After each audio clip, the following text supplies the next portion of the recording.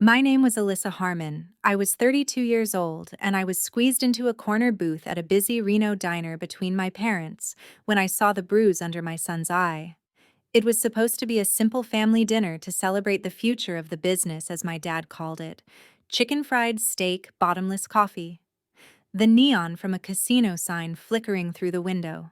My brother Preston was at the far side of the table laughing loudly, his 15-year-old son Logan rocking back in his chair like he owned the place, while my 12-year-old Finn sat quiet beside me, nudging his fries around his plate.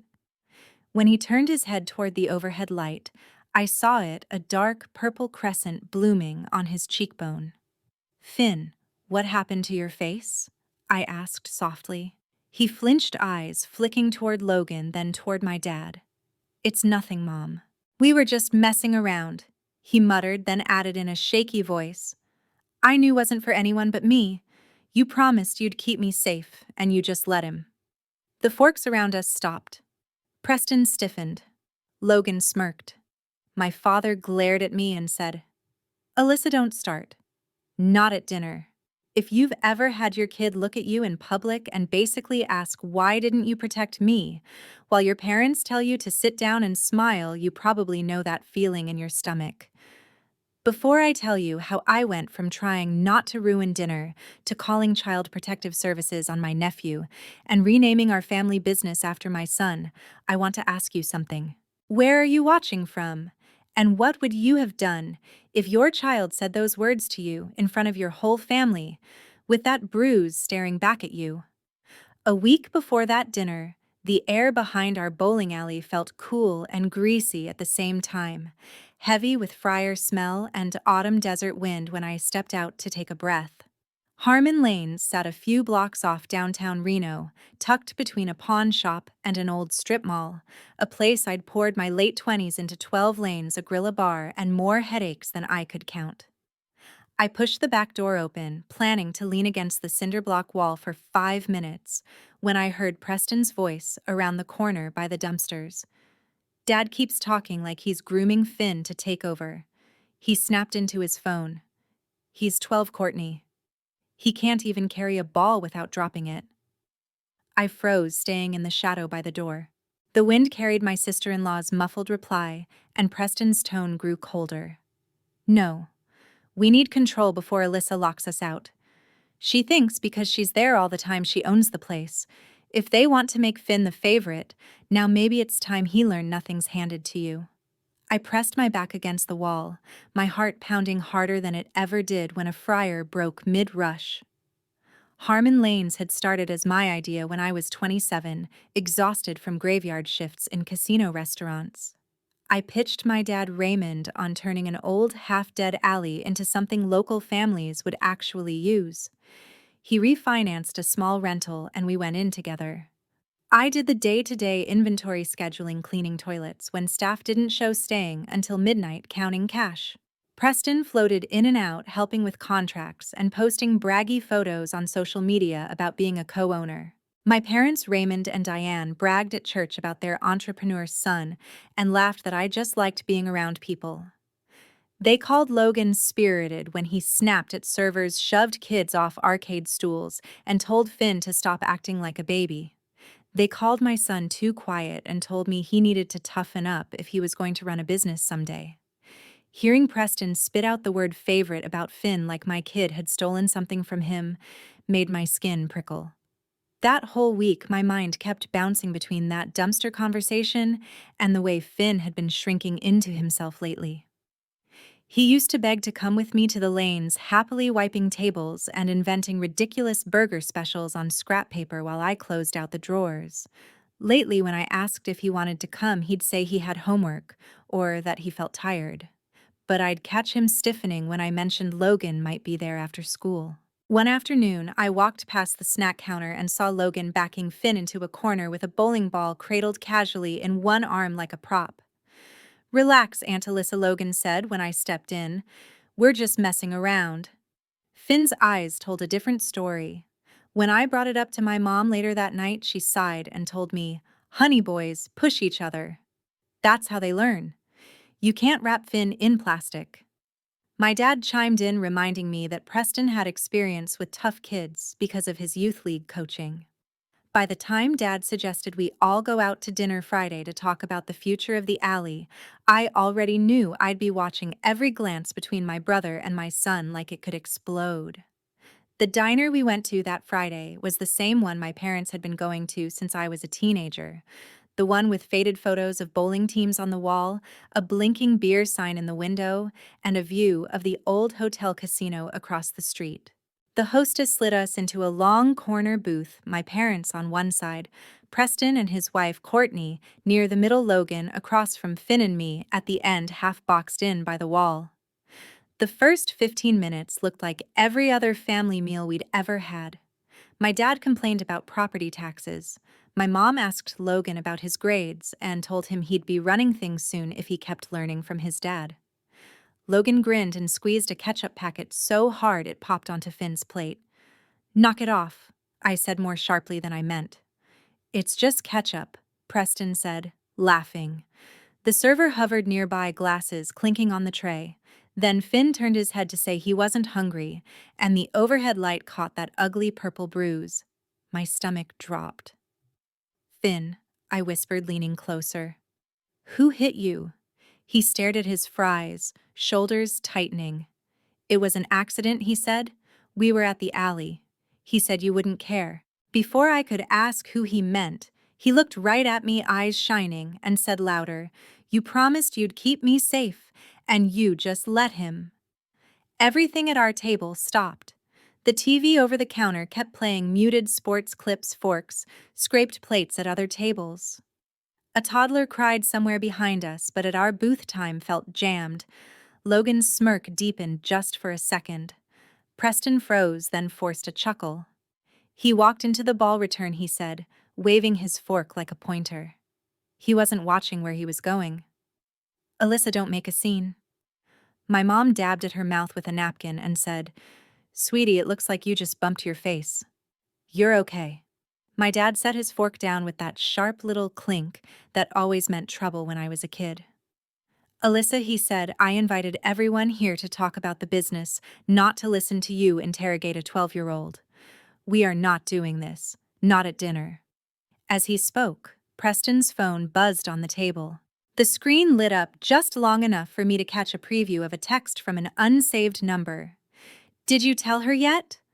Courtney snatched the phone up, thumb moving quick to clear the notification, smiling too hard as she shoved it back toward him. My heart started racing again. I caught the server's eyes as she refilled our water glasses. She'd bowled at our alley in a summer league, and I could tell she recognized us, but she looked away quickly when our gazes met. At the far end of the table, one of our lane techs, whom my dad had invited as a thank you for fixing a machine, suddenly got invested in his mashed potatoes. The noise of the diner swelled around us, but at our booth, people were leaning back, pretending they hadn't heard Finn's words. When the server brought out a slice of pie with a lone candle stuck in it, the diner's way of celebrating good news, I watched Finn stare at the flame, without making a wish. I led the singing, my voice catching, and pressed a kiss to the top of his head while he blew the candle out. "We'll talk when we get home," I murmured. Across the table, Preston launched into some story about a potential sponsorship deal, and my parents nodded their attention, moving back to the one son they'd always truly recognized as a businessman. Back at my small townhouse off Wells Avenue, the desert evening felt cooler, but my nerves still hummed. I put on a pot of coffee because that's what my mother expected, but my hands shook as I lined up mugs on the counter. My best friend Isabel Russo had swung by the alley earlier with a small gift card for Finn, and ended up at the diner with us when my dad insisted the more the merrier. She followed me into the kitchen now, giving Finn a quick side hug before he disappeared down the hall to his room. "You saw the bruise, right?" I asked, keeping my voice low. Isabel nodded, her face serious. "Yeah," she said, "and I meant to tell you something before tonight, but I wasn't sure how. On Tuesday, I was in the back office finishing paperwork. I heard crying by the loading ramp. I thought it sounded like Finn. When I went to look, I saw him walking toward the door, wiping his face. Logan was coming the other way, laughing. By the time I got outside, they were gone. Guilt and anger tangled in my chest so tightly I had to grip the counter. I didn't give myself time to overthink it. I walked into the living room where my parents were settling onto the couch and Preston had already grabbed the remote. Pause that I said, standing between him and the TV. We need to talk about Finn's face. He rolled his eyes. We already did, he said. He tripped. Boys get bruises. My mom sighed dramatically. Honey, you are making something huge out of something small. You always do this. We finally sat down to have a nice dinner about the future of Harmon Lanes, and you turned it into a courtroom. My dad nodded, adding, You can't keep blowing up over every scrape, Alyssa. People are watching us. Our name is on that building. We don't need gossip around town about us fighting at a diner. The way he said gossip made it sound as dangerous as a lawsuit. Preston chimed in. Honestly, if you keep overreacting like this, you're going to scare people away from the alley. Nobody wants to bowl in a place known for drama. For a second I was 12 again, being told I was too emotional when I cried after Preston broke my favorite cassette tape and my parents shrugged it off. But I wasn't 12 anymore, and this wasn't about a tape. It was about my kid's safety. Isabel heard Finn crying behind the lanes, I said. He said someone told him I wouldn't care. So I'm asking again what happened. Preston's jaw tightened. He ran his mouth about how he was going to own the place someday, he said. Logan pushed him, he fell, he cried. That's it. Lesson learned. Maybe now he'll stop acting like everything is going to be handed to him. The way he said lesson made my stomach twist. My mom murmured almost to herself, We can't have this getting out. If people hear that there's incidents at the alley, they'll go to some corporate place instead. My dad nodded quickly. Whatever happened, we handle it as a family, he said. We don't drag outsiders into this. Do you understand? I thought about what he had just lumped together as outsiders, teachers, social workers, anyone who might say, this isn't okay. And then I thought about the security cameras I'd had installed 8 months earlier, after some teenagers tagged the back wall with graffiti. That thought refused to leave. After my parents and Preston left with my mom air kissing my cheek and my dad saying, Sleep on it, kiddo, I locked the door behind them and turned to Isabel. Will you ride with me to the alley? I asked. Finn poked his head out of his room, eyes wide. Am I in trouble? He asked. No, I said, kneeling so we were eye level. You're not in trouble. I think we might have a video of what happened, and I want to watch it with you. Do you feel okay coming with us? He nodded after a long pause, clutching his hoodie tighter around himself. The three of us drove through downtown past the glowing casino marquees and the dark stretch of the river to the quiet parking lot behind Harmon Lanes. I unlocked the side door and turned on just enough lights to see down the hallway. In the small office, the security monitor glowed dimly on the desk. I logged into the system, scrolling back through days until I hit the date Isabel remembered hearing crying.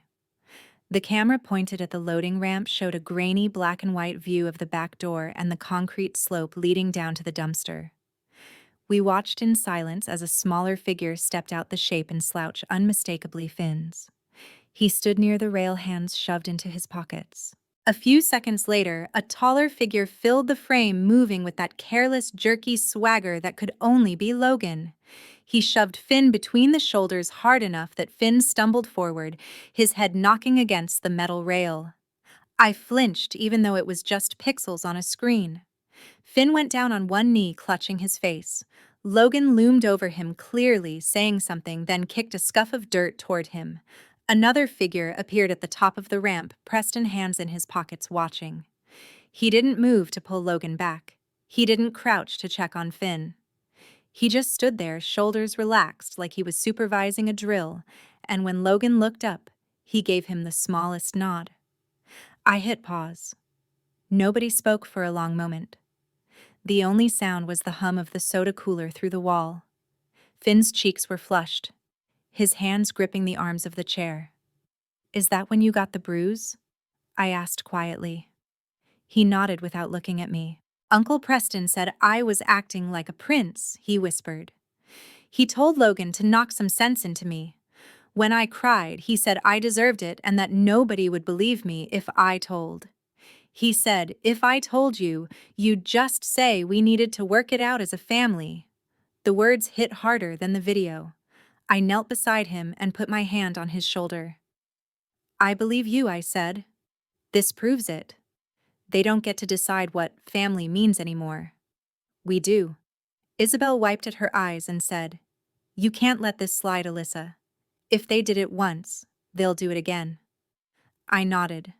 My fear was still there, but it had a new partner, a very clear resolve. The next morning, before I even made coffee, I called a CPS hotline. My voice shook as I explained who I was, what I had on video, and what my son had told me.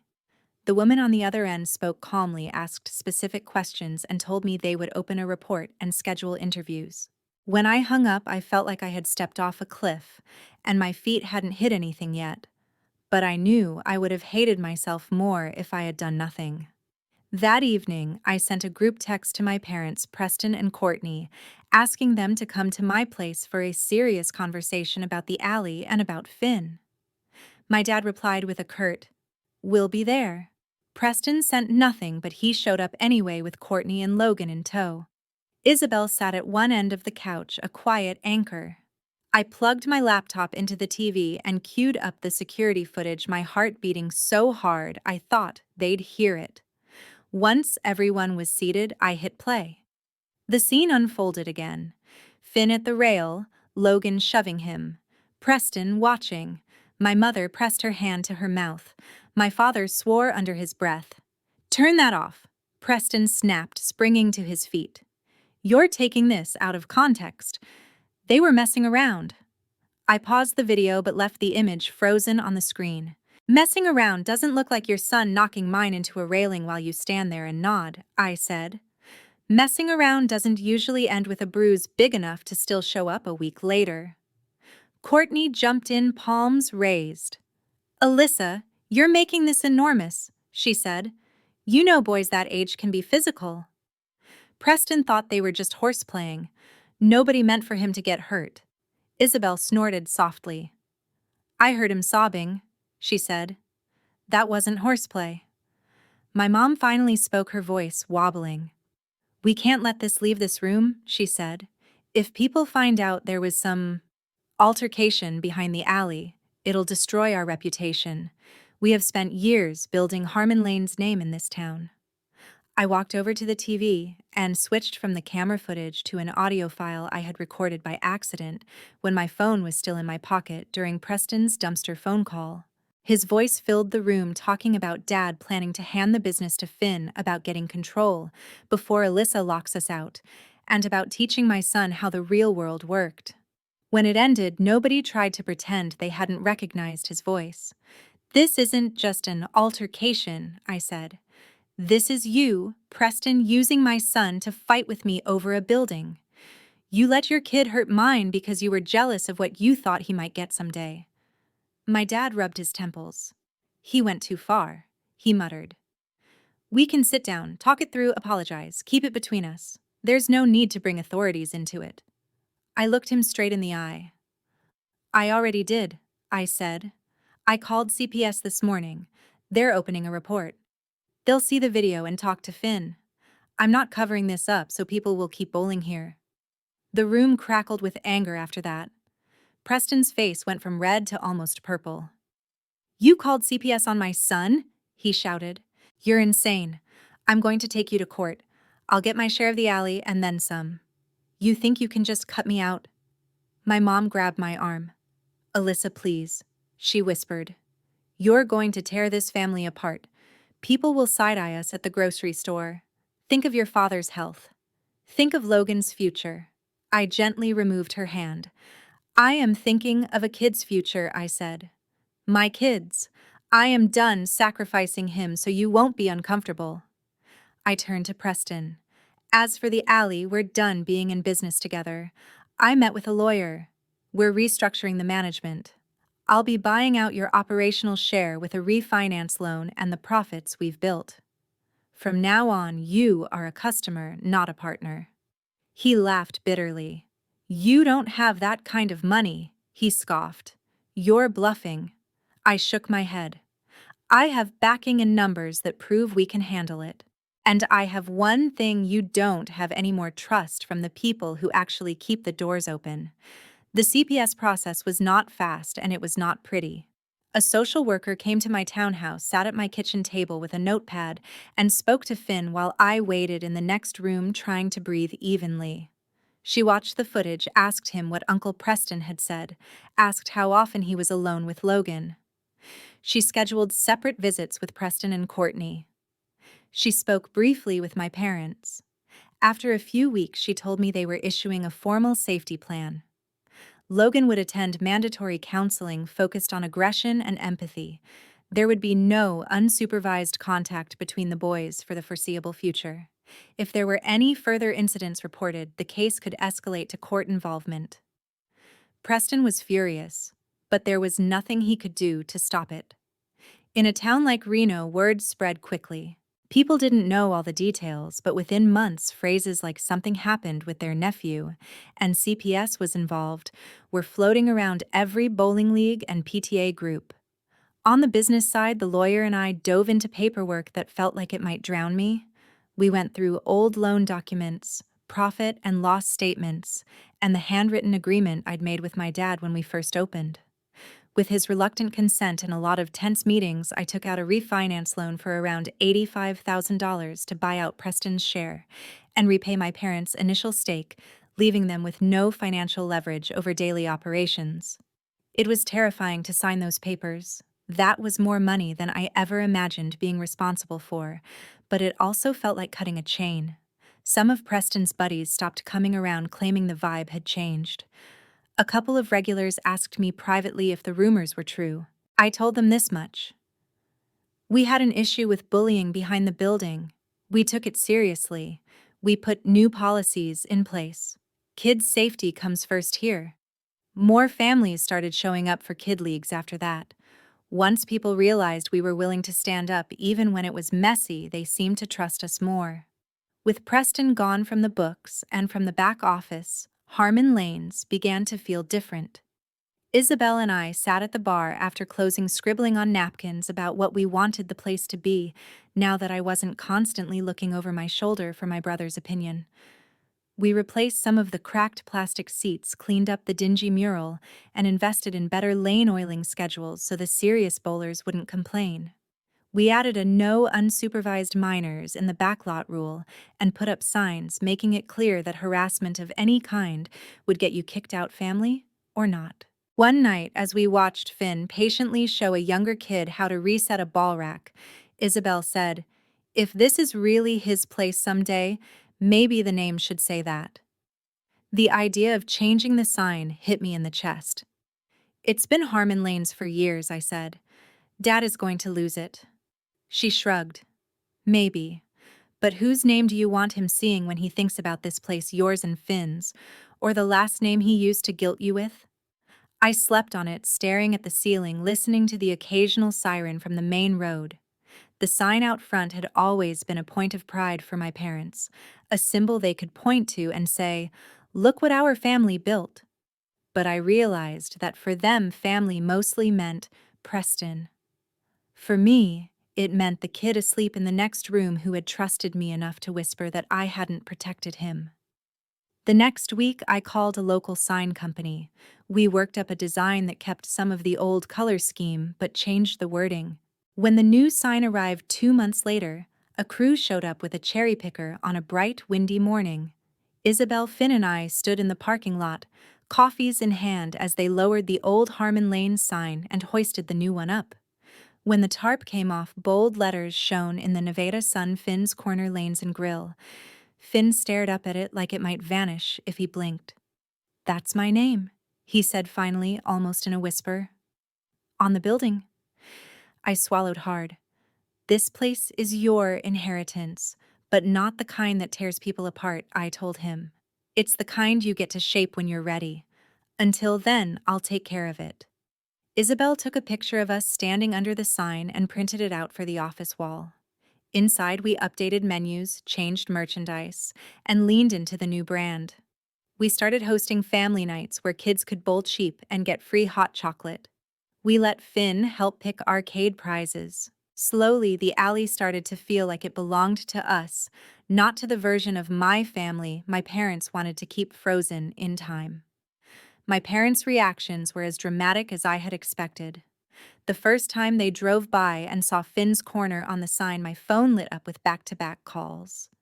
When I finally answered, my mom's voice came through shrill and hurt. "You didn't even tell us," she said. "We heard from someone at church that you ripped our name off the building." I stood behind the bar watching league players laugh over beers.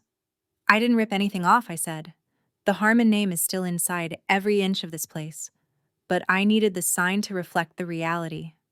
I'm the one taking the financial hits and doing the work. Finn's the one I'm building this for. The old name had become a weapon you used on me." My dad got on the line and asked, "Are you really willing to throw your brother away over one mistake?" I thought about the bruise on Finn's face and the way Preston had nodded at Logan in that video. "He threw himself away," I replied. "I'm just refusing to catch him." A year later, we celebrated Finn's 13th birthday at Finn's Corner Lanes and Grill. Under that sign, my parents still claimed they couldn't look at without their hearts hurting.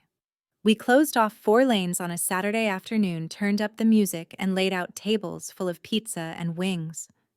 Kids from Finn's school spilled across the glossy floors, shrieking when they got strikes, high-fiving when they knocked down even a few pins. Isabel kept the kitchen humming, sliding in and out with trays of food while I floated between groups, topping off pitchers of soda and answering questions about booking parties. Finn moved through the crowd like he belonged there, instead of trying to disappear into a corner. He showed one of his friends how to keep score by hand. Just for fun, helped a little kid pick a ball that wasn't too heavy, and disappeared for a few minutes into the kitchen to check on his custom birthday burger. Watching him, I thought about the boy who had sat in that diner booth a year earlier, too scared to say Logan's name. In the middle of the chaos, one of our servers walked over holding a plain envelope. "This came by courier," she said. "It's addressed to Finn." My stomach tightened when I saw the handwriting: Preston's sharp slant, Courtney's neat script for the return address in South Reno. I carried it to the end of the counter where Finn was pouring himself a soda. "This is from your uncle and aunt," I said. "You don't have to open it if you don't want to. It's yours." He turned it over in his hands, thumb brushing the edge, then carefully tore it open. His eyes scanned the first lines, his mouth flattening. Without saying a word, he folded the letter once, then again, and tore it cleanly down the middle. The pieces fluttered into the trash can between the bar stools. "Some people already showed me what they think of me," he said quietly. "I don't need them to write it down." I glimpsed enough of the torn page to see phrases like, "I was wrong," and "please forgive," before it disappeared under a pile of napkins and crusts. I didn't feel triumphant watching him do that. I felt strangely calm. There was a time when I would have smoothed the paper out, insisted he read every word, urged him to consider giving Preston another chance, so holidays would be easier. That version of me had kept the peace at my own expense for so long, I thought it was just part of being a daughter and a sister. The version of me standing in Finn's corner that day knew better. "You get to decide who has a place in your life," I told him. "Just because someone shares our last name doesn't mean they automatically deserve a chair at your birthday." He nodded, looking up at the sign outside the big front windows. "I like our life like this," he said. "You, me, Isabel, the staff. It feels honest." That was exactly the word I hadn't been able to find for months. As for Preston, Courtney, and Logan, their lives didn't implode in some cinematic blaze, but they did change in ways that matched their choices. The CPS case closed with conditions. Logan completed his counseling and was flagged in their system, so there was no courtroom drama, but reputational damage stuck. A couple of small casinos that had considered hiring Preston as a marketing consultant quietly backed away after they heard whispers about him standing by while his kid hurt someone in a back lot. He took a job doing graveyard shifts in a warehouse, something he used to sneer at other people for. Courtney left her preschool aide job when parents started asking pointed questions. Money got tight enough that they sold the newer house in the suburbs and moved into a smaller rental near the freeway. Logan transferred to a different high school. A mutual acquaintance told me he got in trouble for another fight and ended up in another round of counseling and community service. I didn't gloat, but I also didn't rush in with help or excuses. It was their turn to live with consequences. My parents drifted into a strange half-present orbit around all of it. They split holidays between me and Preston for a while, showing up at Finn's corner with store-bought pies and pointed comments about how families shouldn't stay mad forever. They suggested more than once that I should apologize for going nuclear with CPS, that I should at least consider inviting Preston to league banquets. I listened, then changed the subject, or when I had the energy said, "I'm not undoing the one time I chose my son instead of your comfort." Eventually, the frequency of their visits dropped. They still came to bowl sometimes, but more as customers than as grandparents holding court. The first few times I watched my dad handing cash to the cashier instead of walking behind the counter like he owned the place, it felt surreal. Over time, it just felt accurate. On the night of Finn's 13th birthday, after the last kid had gone home and Isabel had turned off the lane lights, leaving only the glow from the sign outside, we stepped into the cool Reno air.